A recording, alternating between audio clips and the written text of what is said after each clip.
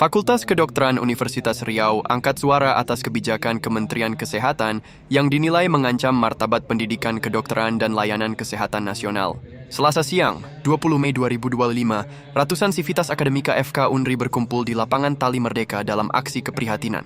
Mengenakan atasan putih, para dokter, dosen, mahasiswa, hingga guru besar menyuarakan penolakan terhadap deregulasi sistem dan komersialisasi profesi medis. Maklumat resmi dibacakan oleh Wakil Dekan Terpis FK Unri, Dr.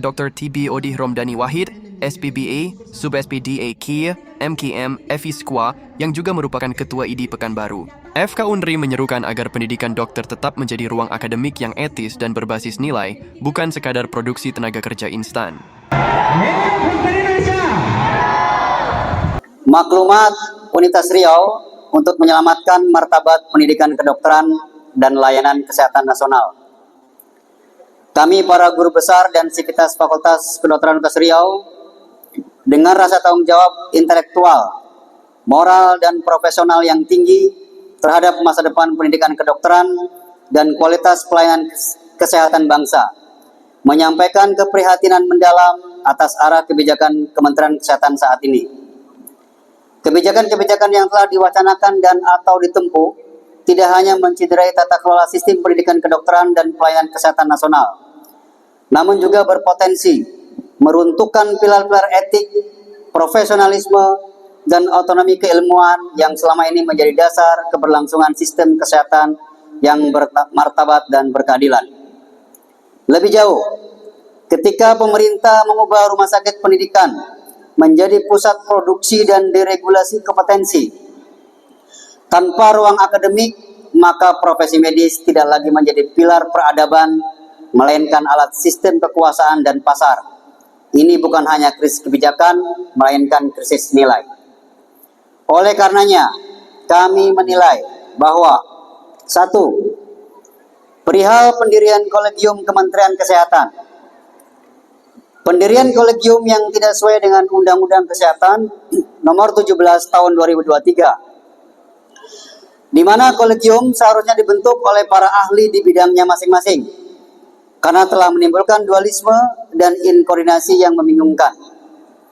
Hal ini dapat berpotensi merugikan siswa didik dalam ujian serta mengganggu koordinasi sistem yang telah berjalan sebelumnya, sehingga menciptakan asinkronisasi dalam pelaksanaan teknis.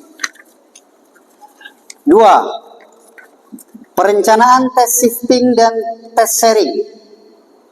Rencana untuk melaksanakan tes shifting dan tes sharing bagi dokter umum, termasuk tindakan seksil sesaria dan pembedahan lainnya melalui pelatihan, diindikasikan sebagai langkah mundur 30-40 tahun yang lalu.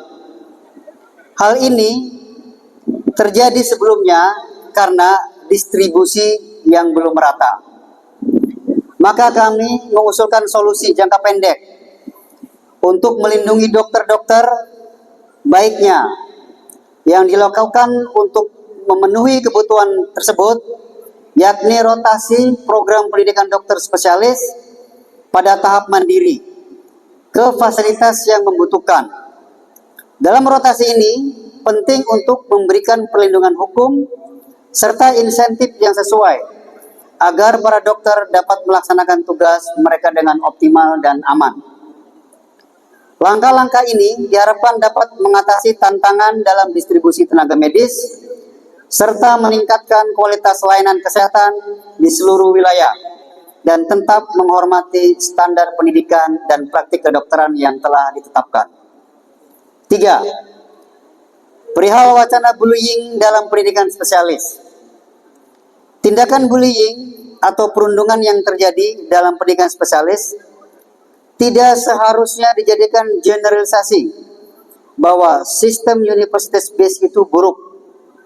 Fakultas dan universitas telah memiliki kode etik yang baik untuk dosen, mahasiswa, dan tenaga kependidikan, yang di dalamnya melarang segala bentuk perundungan, kekasaran seksual, dan pelanggaran norma dalam bentuk apapun. Jadi telah ada peraturan kode etiknya, bukan pembiaran. 4. Framing negatif terhadap pendidikan kedokteran.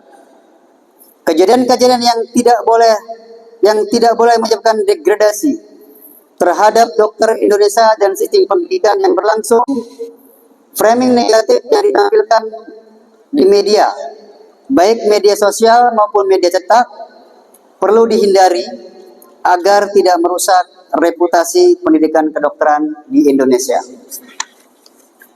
Kelima, mitra kerjasama dalam pendidikan profesi.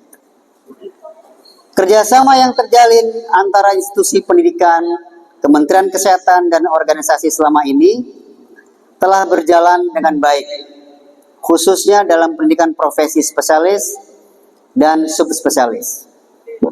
Oleh karena itu, tidak harus perlu dilakukan perubahan sistem baru dengan memframing seolah sistem yang lama itu buruk.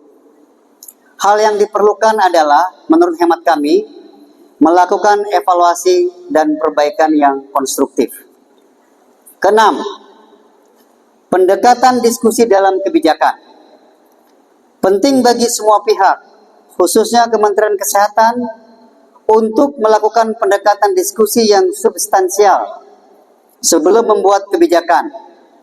Diskusi diharapkan seharusnya bertujuan untuk menjaring masukan dan kritik yang konstruktif, bukan hanya sekedar mengundang pihak-pihak yang hanya bersifat sosialisasi peraturan yang akan dijalankan, sehingga akan terkesan otoriter.